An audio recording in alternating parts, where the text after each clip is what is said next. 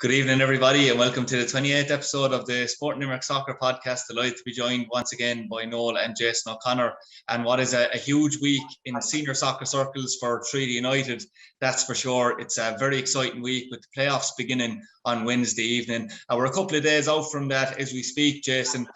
The team finished the regular season on a positive note. They got a 2-0 win against Cavantilly, a clean sheet. William Armstrong came off the bench and made an instant impact, and young Josh Quinlivan coming off the bench to score his first goal for the club as well. Although I do believe there was one man who back in 1992 might have been even younger than Josh Quinlivan scoring for a senior team. I don't know who that was. I might have been Adrian. I'm not 100% sure. It's a long time ago now, that's for sure. But that's probably one for Gary Spain or someone like that to have a look at. But yeah, that's something Josh won't forget. I certainly remember the goal back then. It was in Garta-Keegan, 1992, and I was lucky enough to score against Waterford as well. Last game of the season, massive game. They needed a draw. So I'm sure Josh, delighted. He must be. His dad, Damien, very proud dad, has been by his side on the sideline for many a year with his underage career in Pike, and he's always been a goal scorer, Adrian. So really delighted for Josh to get off the mark, and that was confidence. The power of good, really well. We saw what Willie Armstrong brings, didn't we, yet again? He's a massive impact off the bench, he really is, and a fantastic goal. I suppose hard to assess Treaty's performance overall with all the substitutions and the changes, and I suppose Tommy protecting some people and giving other people minutes, but Mark Walsh again, standout player, Adrian, last couple of minutes, clearing balls off the line and stuff like that. Very, very good player in the running for Player of the Year for me. Dean George impressed yet again. He's definitely in the shake-up for a starting berth on Wednesday. In my opinion, he's been excellent since he came back in, after injury. I said that last week. I've been very, very impressed with him. But I suppose, look, it gets that kind of monkey off the back with Cavantilly. We were kind of suggesting that there could have been a bogey team for Treaty. So, look, depending on what way the playoffs go, look, if you're playing them again next year, then you're not worried about meeting them, Adrian. And look, I think Treaty have taken points off every single team that they've played now over the season. So it really leads into a fantastic week for the club. It's something that we can all enjoy, Adrian. I think that's the key piece for me. And it's on the back of a great result. And as you said, that's 9 clean sheets now for Ty Grine. Again, super performance from him, some excellent saves. So a really, really positive way, I suppose, apart from Sean McSweeney picking up that yellow card and a silly one for pushing somebody. I think Tommy will be very disappointed in him for that. I think it rules him out of the second leg, Adrian, of the playoffs. And that's probably the only sour note of the evening, because overall it was another great occasion for the club. And as you said, clean sheet, 3 points. And it finishes the season in a fantastic fashion. Yeah, it certainly did. Noel, we spoke about it last week before the Cavantilly game, what effect it would have if they didn't get a win. I was speaking tonight to Jack Lynch and Tommy before the playoff game, and particularly with Jack, you got the impression that the players almost needed that boost before Wednesday because they hadn't won in a bit to get that victory against Cavantilly. I suppose that's the positive side. And as Jason said, the one downside is that real, I suppose, poor moment of madness from Sean McSweeney, which we're not quite sure confirmation-wise yet whether it rules him out of the second leg, but it certainly looks like it will. That was the only downside, as Jason mentioned. Yeah, I'll be interested to see it when it does fall, but I suppose all they'll be thinking about is the match on Wednesday night. It was a perfect night for him, I thought. It was kind of what, you hoped would happen. To get the victory up there, the clean sheet, particularly to get that second goal from, a young player who's just played a few games with the academy. It should give him a great boost. I felt myself that they didn't need such, a big boost. I thought that, once they had guaranteed the playoff place, I think that they could separate out maybe what was happening in the league and what was coming up. But it certainly would have done them no harm. We were talking about players getting more game time and getting into a bit of form that they'd be going into the playoffs maybe with 15 or 16 players in pretty good form with a bit of game time. I think that they've certainly succeeded in doing that. And they must be very excited about Wednesday night now. Yeah, certainly. And that brings us to speaking about that game on Wednesday night, Jason. They play UCD over 2 legs. At one point last Friday, it looked like it might be Galway, but then break capitulated, and obviously Treaty got a couple of goals in the second half to ensure they'll be playing UCD. The first game is at the Markets Field. I suppose the big question is, before we maybe get into the nitty-gritty of individual players, I mean, what kind of strategy do you think Tommy Barrett will employ? Do you think it will be a case of, he'll feel like the team have to take a lead to Belfield, or is it a case of just making sure you don't lose in the first leg as well? Well, for me, Adrian, I think winning on Wednesday night at home, scoring at least a goal and winning the game would be the icing on the cake, regardless of what happens after that, Adrian, in the away leg and in the final and things like that. I think it'll be the last home game of an unbelievable season, and it's what will bring the crowds back next season, I think. Again, regardless of what happens in the away leg and the final, I think this is the opportunity really for Tommy and the group just to, I suppose, solidify that connection with the footballing public in Limerick, Adrian, that have really got behind the group, and there's a fantastic buzz around the city and everyone is talking about it. So it's that first leg to send the supporters home happy. That's the big thing for me, Adrian, So a win, a clean sheet, if at all possible, that will be difficult against UCD. There's no doubt about that. But if I was in Tommy's shoes, I would be looking to win the first leg. Yeah, and that brings us to the big conundrum, I suppose, of team selection, Noel, for the game. I think it's fair to say, with the seasons and with the return of Sean Gearns recently, and with the season that the back five have had, that back five probably picks itself for the game. I'm not sure if you'd agree with that, but also in speaking to Tommy tonight, he effectively, without fully doing it, he effectively ruled Sean McSweeney and Clyde O'Connell out of starting the game as well, due to injuries and so on. So he kind of intimated that would be the situation as well there. So I suppose that probably shows that there's only probably 3 options left in midfield, really, if you were looking at it that way. And then on the wings, I suppose as well, you've got a big conundrum in who he picks too. So how do you see Tommy employing that team? Well, I mean, I suppose waiting to see what happens. I'm a bit surprised to hear that Sean McSweeney might be injured. I wouldn't be too sure about that right now, particularly if he's going to be suspended for the second leg. But I expected, assuming that people are fit, including Sean McSweeney, that Kieran Hanlon and Sean McSweeney, if you like, could be the 9 and 10. You'd have to see Mark Walsh and Jack Lynch in the middle. And, I suppose there is one decision of the 3, if you look at having Stephen Christopher, probably Dean George and Matt Keane to be the 3, I think, to fill those 2 positions in the wide areas. And it'll be how deeply maybe Tommy thinks that Charlie Fleming needs a bit of protection on that side, particularly, the strength of UCD has always been in those wide areas when they are on form. And, certainly Liam Kerrigan did a lot of damage the last time, and the first game where they lost 4-1, it was all the damage was done kind of on both flanks, but particularly down Charlie Fleming's side. And I know this is the home leg, but Jason's talking about a win. You certainly don't want to be losing it at home anyway, and they will be dangerous, UCD. So possibly Matt Keane on the right. I know he's favoured Stephen Christopher. Pretty much since he signed, he's got an awful lot of game time. I would expect him to start. I'd probably be leaning towards Matt Keane as well, but it wouldn't surprise me, assuming that Sean McSweeney is okay, that you will see maybe Dean George appear on the left and possibly Stephen Christopher or Matt Keane on the right. But as you said, there isn't a lot of big decisions to be made. I think just maybe a couple, and that's probably the biggest issue in the team facing into Wednesday. I suppose who knew that managers could possibly lie to asking journalists about team selection. Absolutely. That's very possible as well, Noel. I must say, putting the message out there that Sean could be out. I suppose, Jason, if Sean was fully fit, for the home leg, especially if he was missing for the away leg. Like you said, if you're going to win a game, a player like that is someone who you want in the team, who can create something for you and give you an attack and impetus. But I suppose overall, what's your own opinion on team selection for the game on Wednesday?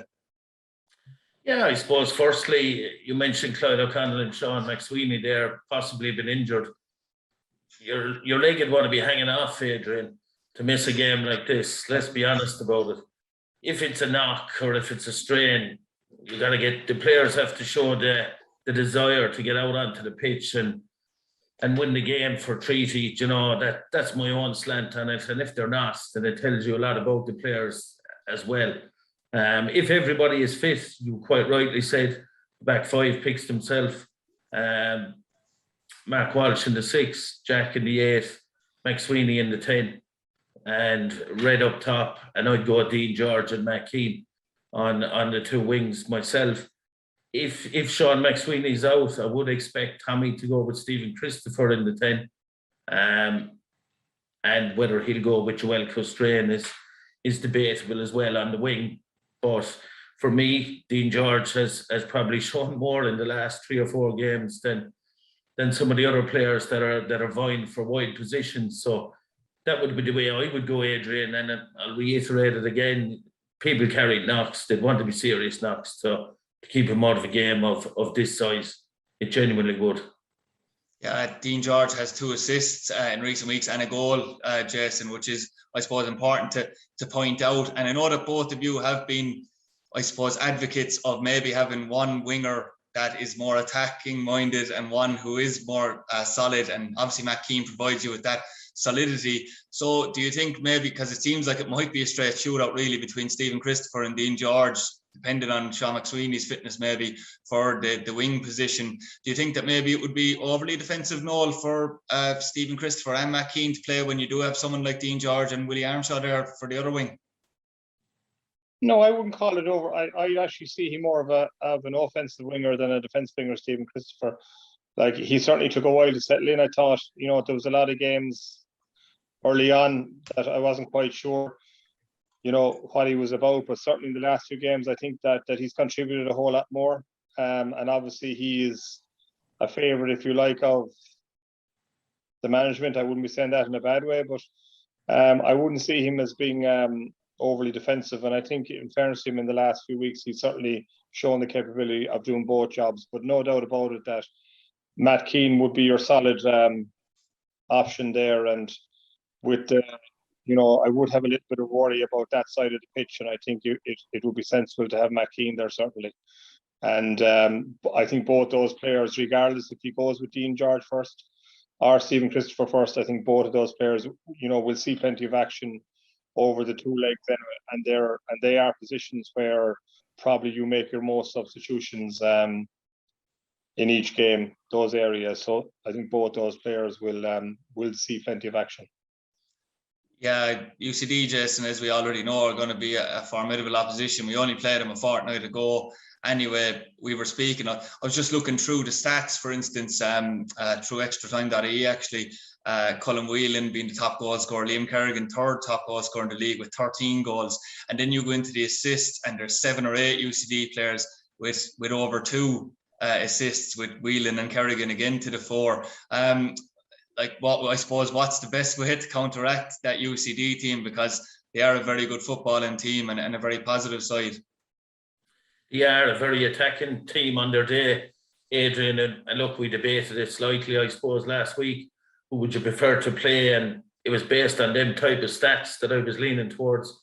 I'd prefer to play Galway, because UCD on their day, as I said, are capable of scoring goals, and the stats are there to prove it. I suppose up against them, Treaty had success in the Markets Field, but again, I mentioned it last week. On that occasion, UCD played 3 centre-backs and played with wing-backs. That wasn't the case 2 weeks ago. It was a flat-back 4. And I think if it is a flat-back 4 again on Wednesday, it'll be difficult for Treaty to exploit them in the wide areas. It'll be more of a case of dropping off like they have done all season. But then it's the where, the when, and I suppose the how of the press, Adrian. Where do you press them? What part of the pitch? For me, it's got to be a little bit higher up. than it was 2 weeks ago. How are you forcing them? In what direction? Are you forcing them wide? Do you want them to come through the middle? You know, and who presses? The nearest player presses, regardless of who that is, Adrian. And it's got to be aggressive, and there's got to be covering behind. If you allow Sean Brennan time and space on the ball, he will hurt you. There's no doubt about that. So whoever is in the 10 will need to be mindful of that for Treaty, and not be allowing him space to get on the ball and pick passes and start patterns of play for UCD. And I suppose it's frustrate them. That's been the Treaty model all season, Adrian, and why move away from it at this late stage of a very successful season? Get your defensive shape right, be solid in the middle, force the play in one direction, and then aggressively press and win the ball back. And when you win it, your transition to attack has to include Kieran Hanlon. And if it's Dean George or Stephen Christopher or Matt Keane, then we have to get our set pieces going and be organised when we go in transition to attack, but be patient as well at the same time, because they're a very, very good footballing side. We can't afford to go, I suppose, harry-carry with it and leave ourselves wide open, because they will expose you a lot more than most teams in this division. But again, I'll say it's the press. When does it happen? How does it happen? And how solid centrally Treaty can be, you know, and then can we make use of our set pieces? But we know that UCD, if they go behind, they can be a little bit vulnerable, and that would be the key for me. And that's why I'm suggesting that it's important that Treaty win the first leg, as opposed to just coming away with a draw, get ahead. Maybe you can win the game, maybe you could even get 2, but you don't want to go behind to UCD, Adrian, because they could punish you and it could get away from us. Yeah, I know that, Noel, you were saying earlier on that it's been the wide areas have been fruitful for UCD as well, with the likes of Paul Doyle. I suppose, would you kind of think that it needs to be maybe a low block and sitting in, or do you aggressively press UCD? What's your own opinion on that? No, I don't think, I couldn't see them aggressively pressing them.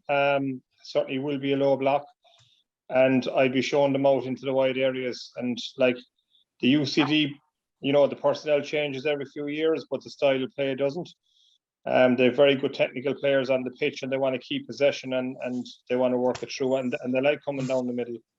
It is a big onus on your full backs when you show your UCD into the wide areas, because they got to be able to defend in that 1v1 area when they're faced with a good winger, and while you be confident enough on Mark Lund's ability, it's a little bit of a worry on the other side of the pitch. But certainly drop off, fill the spaces, just make it difficult for them, force them back out. And, you know, they are inclined to try and keep possession. And for Treaty, there's nothing wrong with that, you know, as long as they fill the spaces in their own half. I know the crowd, mightn't, probably agree with it. They'll be anxious for them to come out and attack them. And it's important that they keep their focus. And I think the discipline will be very important.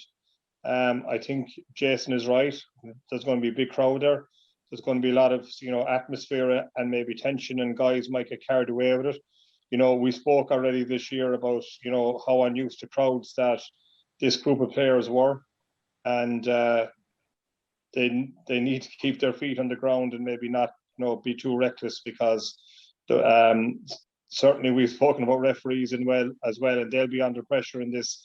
Whoever's reffing it, there'll be a big crowd there, and they'll know they're going to be assessed, and it's probably a step up from the normal first division game. So guys want to be very careful in terms of staying on their feet and not diving in, because you would worry maybe that an early red card could kind of scupper the chances, and it's important that they keep their discipline.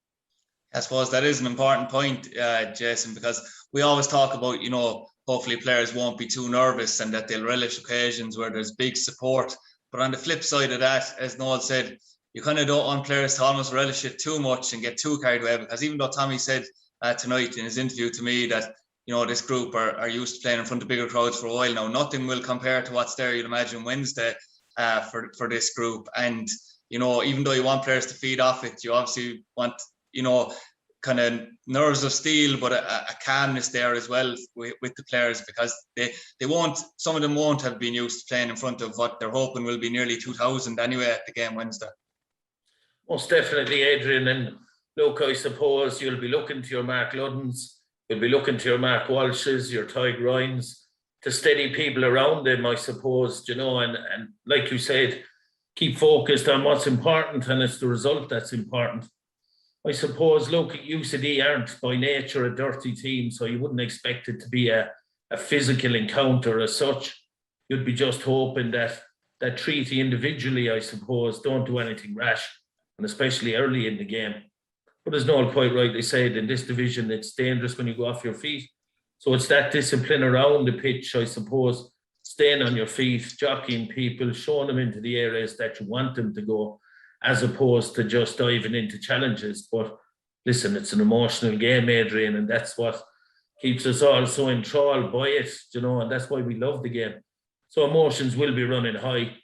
You'll be looking for leaders. You'll be looking for people to stand up and be counted, and you'll be looking for someone to steal the show. Yeah, definitely, and we hope that'll be in a candy striped shirt on Wednesday evening. Noel, it's a point actually that it won't be surprising to you, me or Jason, or anyone really with Treaty, that Mark Ludden leads the assists due to, I suppose, the amount of corner deliveries. Then you see Ant O'Donnell with goals. That obviously forms a big part of any game. But one thing I noticed was that, although Treaty have dominated a lot of sides at set piece time in the division, it's quite hard to dominate that UCD side. And even in the game against Treaty recently, I noticed that they were quite strong themselves from set pieces. And then they have the likes of your Sam Todds, Harvey O'Brien's and Jack Keeney's as well. So it's not necessarily an area that Treaty will be stronger than UCD in comparison with than they have been in nearly every other team in the division. No, and that's the hallmark of the UCD teams. They all have 2 6-foot plus centre halves. You can go back 15, 20, 25 years and it's always the same. That's what they always have, and they are hard to beat. But I think something that's worth mentioning as an assist is Mark Ludden's long throw, which is kind of has a different feel about it and could be a very important weapon in the next couple of games. But sure, you can be sure at this stage that the teams will have done their homework on Treaty and their set plays, and maybe I'm sure they got more set piece goals in the first half of the season than they did in the second, because there was a lot of new players and there wasn't much homework, if you like, done on Treaty at that stage. But it's certainly done now, and look, a set piece goal will be massive, and you still wouldn't rule it out because they're going to have a lot of good guys in the air as well. Treaty, while UCD might have 2 or 3 good markers, it might be there down in number 4 and number 5 where the goal comes from.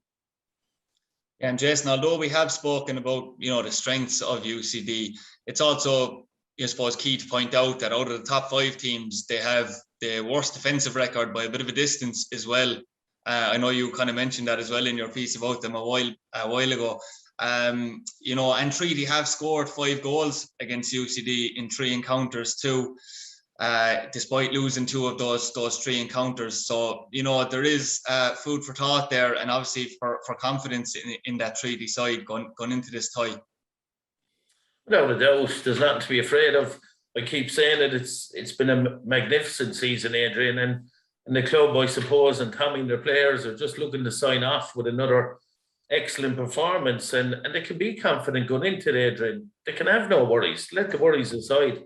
They've overachieved all season. Approach the game in the right way. Be patient. Myself and Noel have both said it.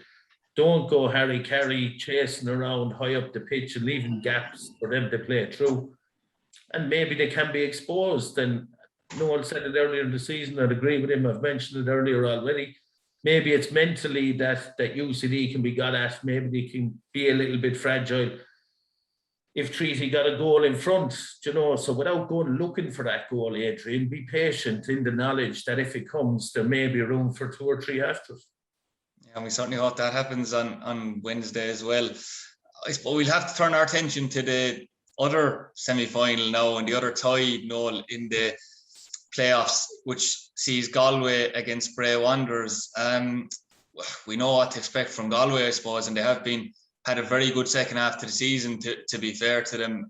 pulled away in second place a good while back at this stage now. We're not so certain about what we'll see from Bray at all, really. I mean, the other night, as I mentioned already, at one point it looked like maybe they would be finishing fourth, and they absolutely capitulated and lost 5-2 to Wexford, which was almost symptomatic of the way Bray have been this season, despite the fact that they actually have been quite solid defensively. But I mean, results-wise, you couldn't have, as you mentioned last week, you know, if you're talking about momentum, you couldn't be in a worse situation if you're Bray in momentum. The only thing about it, I suppose, is that they always talk about that maybe these kind of things go out the window when it comes to playoffs, which is kind of almost like cup football, and that's what Bray will certainly be hoping for anyway. I think that's what Will. It's like, despite their best efforts, Bray managed to get into the playoffs because their form has been so bad. I mean, it could have been 8 or 9 on Friday night.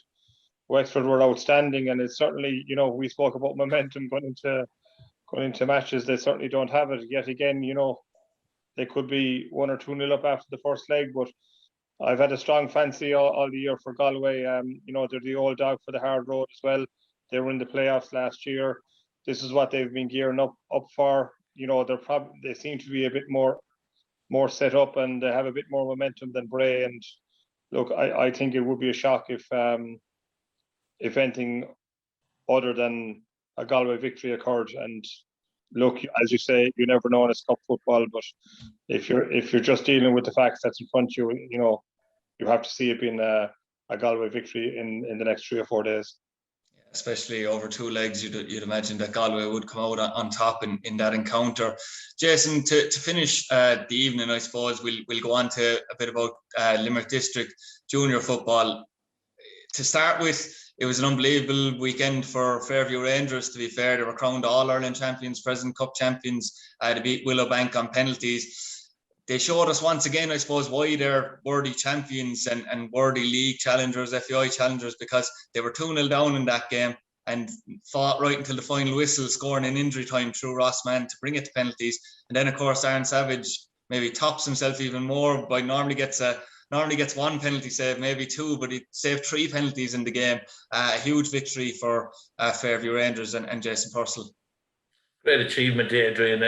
And I said it last week that I expected him to go and represent Limerick as a footballing city in the right way, and you wouldn't expect anything else from Fairview. Obviously 2 down at half time.